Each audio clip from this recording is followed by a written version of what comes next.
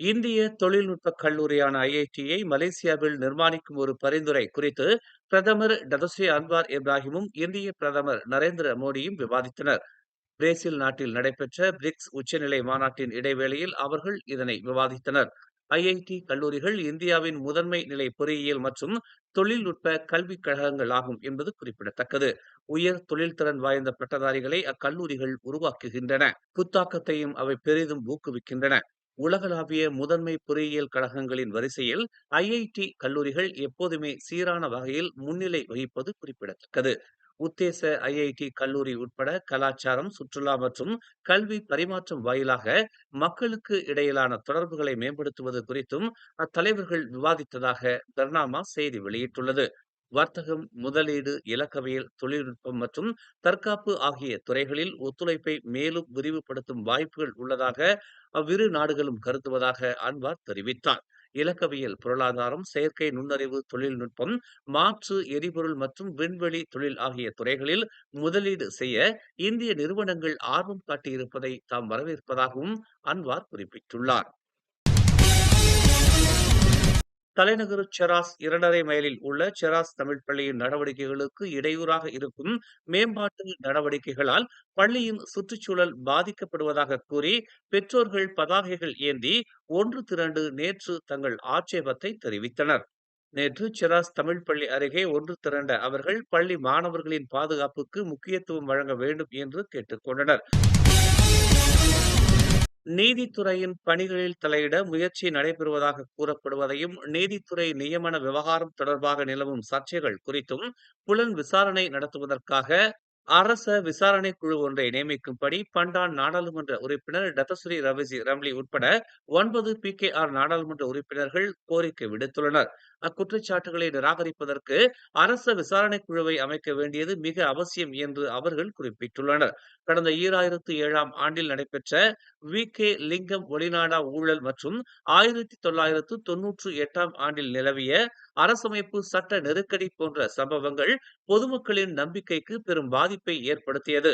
அது போன்ற சம்பவங்கள் மீண்டும் நடைபெறக்கூடாது என்று அந்த நாடாளுமன்ற உறுப்பினர்கள் வலியுறுத்தினர்.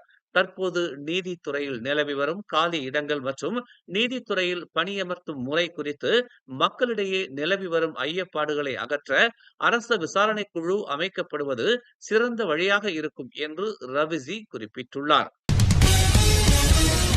ஸ்லாங்கூரில் 36,428 இடைநிலைப் பள்ளி மாணவர்களிடம் நடத்தப்பட்ட ஆய்வில் 1020 பேருக்கு மன அழுத்தம் தொடர்பான ஆரம்ப அறிகுறிகள் தென்படுவது கண்டுபிடிக்கப்பட்டுள்ளது. சுகாதார பரிசோதனை வாயிலாக அம்மாணவர்களிடம் ஆய்வு மேற்கொள்ளப்பட்டது. ஆய்வு மேற்கொள்ளப்பட்டவர்களில் 1020 பேரிடம் மன அழுத்தத்திற்கான முன் அறிகுறிகள் காணப்படுவது தெரிய வந்துள்ளது. பரிசோதனைக்கு உட்படுத்தப்பட்ட மாணவர்களில் பாதிக்கப்பட்ட மாணவர்களின் எண்ணிக்கை சுமார் 2.8 விழுக்காடாகும் என்று ஸ்லாங்கூர் மாநில பொது சுகாதார மற்றும் சுற்றுச்சூழல் குழுவின் தலைவர் ஜமாலியா ஜமாலுடன் தெரிவித்துள்ளார். மாணவர்களிடையே ஒட்டுமொத்த மன சமூகவியல் போக்கு கட்டுப்பாட்டுக்குள் உள்ளது என்றும் அவர் குறிப்பிட்டுள்ளார். 2024 2025 பள்ளி தவணைக்கான மனநல பரிசோதனையில் இருந்து கிடைக்கப்பெற்ற முடிவுகளை அடிப்படையாக கொண்டு இந்த விவரம் தெரிய வந்துள்ளது என்று அவர் கூறினார். எந்த கூட்டணியில் சேர்ந்தாலும் அல்லது எத்தகைய மாற்றங்களை செய்தாலும் சொந்த சமூகத்தினரின் ஆதரவை பெற மாசிசாவுக்கு இன்னும் சுமார் 10 ஆண்டுகளாவது தேவைப்படும் என்று ஒரு அரசியல் ஆய்வாளர் தெரிவித்துள்ளார்.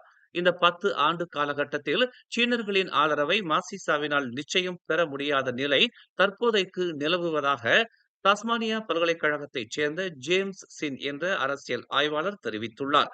நாடு சுதந்திரம் அடைந்தது முதல் பல ஆண்டுகளாக மாசிசா மூலமான தங்களின் எதிர்பார்ப்புகள் நிறைவேறாமல் போன காரணத்தினால் சீன சமூகத்தினர் கடந்த 2013ஆம் ஆண்டு முதல் தங்களின் ஆதரவை ஜாசேகா பக்கம் திருப்பி இருப்பதாகவும் அவர் கூறினார். சீனர்கள் முழுமையாக ஜாசேகா பக்கம் திரும்பி இருப்பதாகவும் இன்னும் 10 ஆண்டுகளுக்காவது அவர்கள் தங்களின் ஆதரவை ஜாசேகாவுக்கே வழங்கி வருவார்கள் என்றும் அவர் குறிப்பிட்டுள்ளார். சைபர் ஜெயாவில் ஜூன் 24ஆம் தேதி பல்கலைக்கழக மாணவி கொலை செய்யப்பட்ட வழக்கில் கைது செய்யப்பட்ட ஆண் சந்தேக நபர் மீது விரைவில் சிப்பாங் மஜிஸ்ட்ரேட் நீதிமன்றத்தில் குற்றம் சாட்டப்படும் என்று எதிர்பார்க்கப்படுகிறது. சிலாங்கூர் காவல்துறை தலைவர் டாக்டர் ஹுசேன் ஒமார்கான் சந்தேக நபர் மீது குற்றவியல் சட்டத்தின் பிரிவு 302 கீழ் கொலை குற்றம் சாட்டப்படும் என்று தெரிவித்தார். முன்னதாக இன்று காலை 8:30 மணிக்கு சிப்பாங் மஜிஸ்ட்ரேட் நீதிமன்றத்தில் சந்தேக நபர் மீது குற்றம் சாட்டப்படும் என்று தெரிவிக்கப்பட்ட நிலையில் வழக்கு இன்னும் நிர்ணயிக்கப்படாத தேதிக்கு ஒத்திவைக்கப்பட்டுள்ளதாக சிப்பாங் காவல்துறை தலைவர் நூர் ஹிசாம் பஹாமான் நேற்று இரவு செய்தியாளர்கள் மத்தியில் தெரிவித்தார். மேலும் செய்திகளை தெரிந்து கொள்ள தமிழ் மலர் நாளிதழை பாருங்கள். உடனுக்குடன் செய்திகளை தெரிந்து கொள்ள தமிழ் மலர் இணையதளம், தமிழ் மலர் செயலி மற்றும் மலர் டிவி யூடியூப் சேனலை வலம் வாருங்கள். எங்களோடு இணைந்திருக்க மலர் டிவியை பதிவு செய்து கொள்ளுங்கள். உறவுகள் மகிழ்ந்திட விருப்பம் மற்றும் பகிர்வு சேவையை சொடுக்கிடுங்கள்.